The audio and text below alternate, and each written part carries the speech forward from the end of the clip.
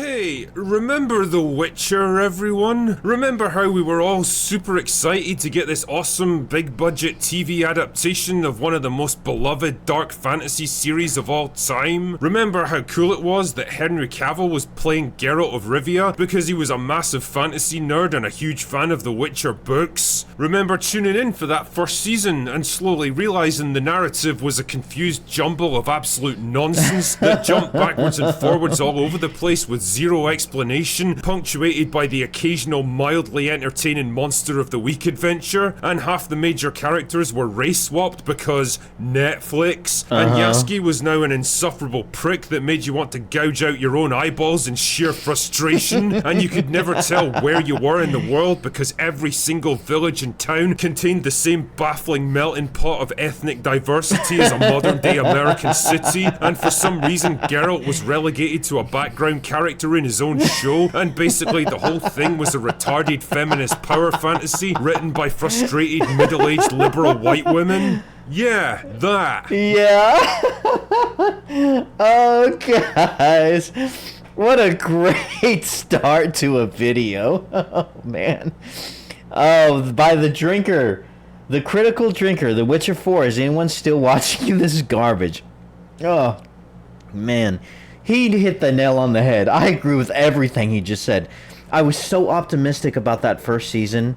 I've played The Witcher 3 2 or 3 times now, and I'm going to play it a 4th time and do a Let's Play of it on my other channel, WaywardGames, and upload it, and that's like on my to-do list. What an amazing game. And by the way, that's how every single person in almost the whole world knows Geralt of Rivia. No one's read the books, okay? Almost no one. We know him from The Witcher 3, okay? And man, I was so excited for Season 1. And I thought it was mediocre at best, but it wasn't horrible. But everything he just said was true. And man, it just went so downhill. After that, I didn't even watch Season 3. Season 2 sucked. And Season 3, I didn't even bother. And now Season 4 is coming out, and they've gotten rid of Henry Cavill. He's left on his own accord because he saw the writing on the wall. Good God, have they butchered this beloved franchise. Well, good news, because The Witcher is back for Season 4. Yep. Well, I say The Witcher, I really mean the Yennefer and Ciri show with a... It really is insufferable because they just gave all the spotlight to these women, and God, it's just like, let's just he'll cover it better. Special guest appearance by Geralt of Rivia. Yeah, it's lost its lead actor and the vast majority of its audience, and probably every shred of fan goodwill it might have once had, but it's back all the same. And I have to admit, my first thought when I saw the teaser trailer the other day was, why in the Christ-mothering fuck are Netflix still pouring money into this black hole of talent and creativity? Like, who's The Witcher even made for now? Who do they expect to watch this piece of shit? It's not fans of the books or even the games, that's for sure. No, the it's show's not. got about as much in common with the source material as I've got in common with Last Jedi Defenders. It's not fans of the first couple of seasons either, because the handful that actually managed to slog through 3 seasons of this nuclear-grade slag pretty much abandoned ship the moment Henry Cavill bailed out. And don't worry, I'm gonna talk more about that shortly. Oh, they did him. That. And it's not... They did him so dirty, man. They did him so dirty. Like, he was the only person who genuinely seemed... And he was a fan. Like, he built a gaming PC and he was, like, playing The Witcher and he knew all about it. And then they just sidelined him so hard and just made everything about the witches and Yennefer and... God, it sucked. Not for casual fans of fantasy adventure either, because this show abandoned any pretense about being fun, fantasy, or adventure when Blood Origin was excreted out onto our... Now, I never watched Blood Origin. I heard that was horrific. Play, damn you. Screens.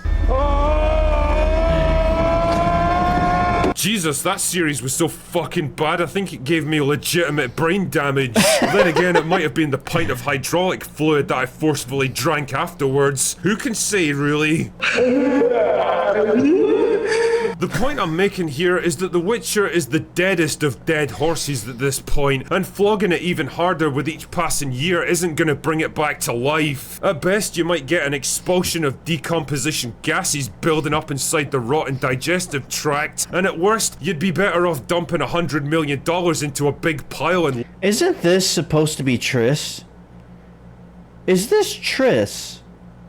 Marigold? Who plays her? lighting the fucking thing on fire. At least that way it would look cool for a while. And the thing that's so ball-achingly frustrating about all of this is that it never should have happened this way in the first place. There's actually a world where The Witcher went on to become the next Game of Thrones, a mature, violent and complex dark fantasy show with an excellent cast that perfectly captured the adventure and the danger of the books, harnessed the popular zeitgeist and was universally beloved by everyone. But that world never came to be, because let's be honest, we live in the shittest timeline imaginable, and everything that should be great ends up sacrificed on the altar of Hollywood hubris and the message.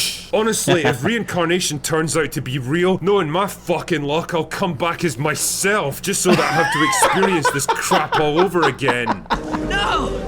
Oh, please, God, no! And looking back with the benefit of hindsight, it's pretty obvious now that this show was always doomed to failure. For a start, there was Andrzej Sapkowski, the author of the Witcher books, and in theory the first line of defense against shitty adaptations. I mean, the guy's a great writer for sure, but also possibly the world's worst fucking businessman, selling the game rights to CD Projekt Red back in '97 for a pitiful amount, and actually turning down a profit-sharing agreement. A decision that cost him tens of millions of dollars in lost royalties. I didn't know any of that. Remember when CD Projekt Red used to be cool? And they came out with The Witcher 3, and we all loved them so much. And then they completely stumbled and fumbled Cyberpunk, and then everything's just been pretty much destroyed and downhill since then. I hear there's a new game coming out. I reacted to it. What is it called? Dawnwalker, I think, or Duskwalker or something like that. And it's the people who worked on The Witcher, left CD Projekt Red, and made a game about vampires. If you ever played The Witcher 3 DLC, Blood and Wine, oh, mwah, oh my god, it's amazing. What, are you retarded? And by all accounts, his agreement with Netflix was just as retarded, giving him almost no creative control over the show, meaning that it was entirely in the hands of the showrunners themselves. As he admitted himself, he visited the set a couple of times and offered them some ideas, but the Netflix team never listened to them and treated him like a complete nobody. That's his own words right there, not mine. In fact, lack of respect for Sapkowski and his work was a bit of a running theme throughout the show. As former showwriter Beau DeMayo later revealed, the writing team disliked the books and actively mocked the source material for being outdated and problematic. Because of course they did. I mean, just take a look at these fucking people. Oh god, these are all the same kind of people that... Oh my god, why do these type of people exist? Why do they have to invade every single franchise and beloved IP that we love so much and just screw it up? Look at them, it's always the same kind of people. They always look the same. This is the only guy who looks somewhat normal. This guy has a boyfriend for sure, which could be this guy, or this guy. They all look super gay, and they all probably pee standing down.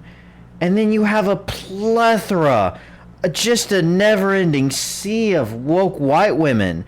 And then here's the diversity hire in the background.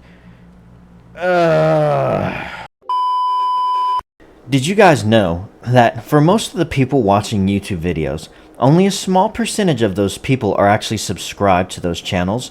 But subscribing is really quick and easy. All you have to do is first to make a YouTube account, which is free, and then after that, go down to the video that you're watching, hit the like button, which goes a long way in helping out the algorithm, and then go over and hit the subscribe button. After you've hit the subscribe button, click the drop down arrow and click the option that says all, so that can notify you whenever a new video from this creator has dropped. Subscribing is free, and making a YouTube account is also free. It allows you to keep up with all of your favorite content creators, and of course it goes a long way in helping out my channel, and I really do appreciate it. So with all of that being said, back to the video. If this group of, unique individuals doesn't scream hardcore, gritty, dark fantasy fanatics, then I just don't know what does. You know, one of the problems with hiring a bunch of millennial feminist Oh, these clips are hilarious. Gay! I gotta play that one more time. dark fantasy fanatics, then I just don't know what does. You know, one of the problems with hiring a bunch of millennial feminist activists to write your show is that they only really know how to write for a very specific audience. Other millennial feminist activists. And I hate to be the bearer of bad news on this one. In fact, fuck that, I actually love it. But the average fantasy fan doesn't give a shit about your stupid activism and your Southern Californian progressive girl power characters. True. Notice how the entire focus of the show became Yennefer and Ciri, while Geralt just kind of hung around in the background. It really did, even starting in season 1. Like, there were multiple episodes just attributed to Yennefer. And Yennefer, I couldn't stand her casting. I thought that was so... I mean, Triss is even worse. Ciri's the only one where the casting kind of fits, other than, of course, Geralt from Henry Cavill. But, God, the casting was so off. Looking sad. Notice how all the male characters had the same blandly agreeable, mildly neurotic, and carefully controlled pussification that you get every single time from writers that have never come within a nautical mile of actual masculine behavior. The other safeguard that should have prevented this disaster was Henry Cavill, who was a huge fan of both the books and the games, knew the lore like the back of his hand, and wasn't shy about letting people know it. So do you correct people? I don't necessarily... I am effusive about getting the, being loyal to the source material. Let's put it that way. Of course, that stuff made him problematic and difficult for the showrunners, who got butthurt that the actor knew their own jobs better than they did, and soon began to refer to him as a toxic gamer bro who constantly argued and made life difficult for them. Oh no, how terrible. That's just awful. How terrible. Oh no. Oh, stop it, guys. I can only Dankula. like him so much. Cavill, to his credit, clearly did his level best to steer the show away from disaster, but one guy can only do so much against that kind of collective retardation, and by season 3, he was done and bailed on the show. Yeah. And I don't blame him one bit. Being in The Witcher at this point isn't a privilege, it's a fucking humiliation ritual. Honestly, that guy's career is gonna go down as one of the biggest wastes of talent and potential in Hollywood history. He keeps signing on to projects that he's 100% passionate about, that have all the makings of success, only to get screwed over by incompetent directors and showrunners time and again. And I've no doubt that the same thing's gonna happen to his Warhammer 40k show, because let's be real here, could you imagine for 1 second that world being realised by writers that are softer than my first shite? Man, I hope not. I don't know anything about that. I hear the lore and Warhammer 40k is amazing, but I don't know anything about that.